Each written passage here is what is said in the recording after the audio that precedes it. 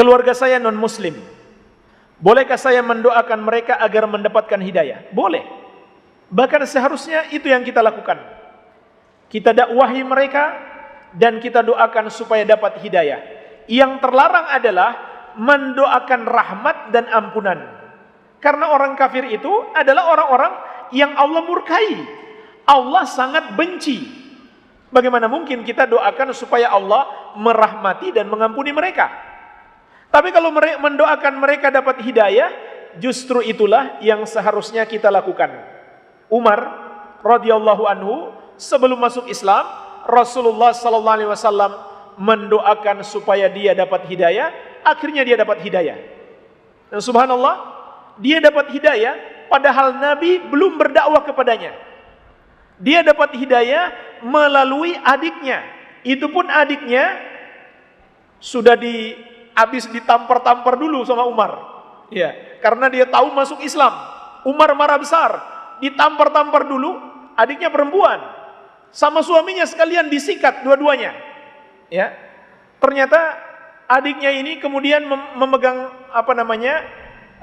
potongan ayat mushaf Al-Qur'an yang di situ ada potongan ayat, maka Umar pingin baca. Ya. Setelah baca tergetar hatinya, dari situ dia mendapatkan hidayah. Ya. Demikian pula Abu Hurairah radhiyallahu anhu pernah minta kepada Nabi sallallahu alaihi wasallam untuk mendoakan ibunya. Jadi ceritanya Abu Hurairah sudah berusaha mendakwahi ibunya enggak mau masuk Islam. Maka Abu Hurairah sangat sedih, Abu Hurairah menangis dan datang kepada Nabi sallallahu alaihi wasallam minta didoakan. Nabi pun mendoakan. Ketika Nabi doakan, Abu Hurairah pulang, ibunya sudah masuk Islam. Sudah masuk Islam. Jadi Abu Hurairah mendakwahi ibunya enggak masuk Islam, Nabi sekali berdoa, ibunya masuk Islam. Jadi jangan remehkan doa. Jangan remehkan doa, ya.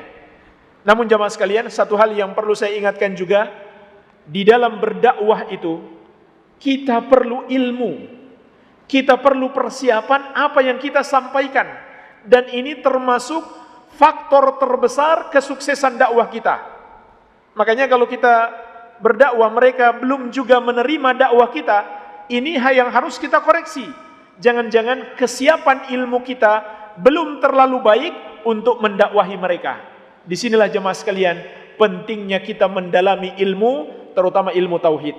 Semakin dalam kita mendalami ilmu tauhid, semakin besar potensi keberhasilan kita di dalam berdakwah sebagaimana Rasulullah sallallahu alaihi wasallam.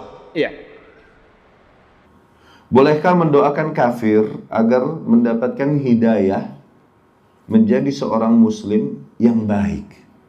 Bahkan imam untuk keluarganya, istri dan anak-anaknya. Boleh, doain yang baik. Doain hidayah. Boleh. Ya. Tapi kok ini pakai imam untuk istri dan anak-anaknya? Istri dan anak-anaknya muslim maknanya? Suaminya kafir? Atau sama-sama kafir? Kalau sama-sama kafir, doakan dia, suaminya, doakan istri dan anak-anaknya juga, barengan, semua. Tapi kalau misalnya, nih istrinya ternyata muslim, ya, maka mendoakan suaminya nih buat masuk Islam boleh? Boleh, tapi tetap harus cerai dulu. Nggak boleh terus itu, zina jadinya. Karena suaminya yang non-muslim. Kalau suaminya muslim, istrinya ahlul kitab, Nasrani, atau Yahudi, itu boleh. Tapi kalau istrinya non-muslim seperti agama-agama lain, maka nggak boleh. Ya. Adapun mendoakan kafir secara umum masih hidup boleh. Setelah meninggal itu yang nggak boleh. Nggak boleh mendoakan ampunan bagi seorang non-muslim yang mati di atas kekufuran, kalaupun sedekat-dekatnya keluarga. Ya.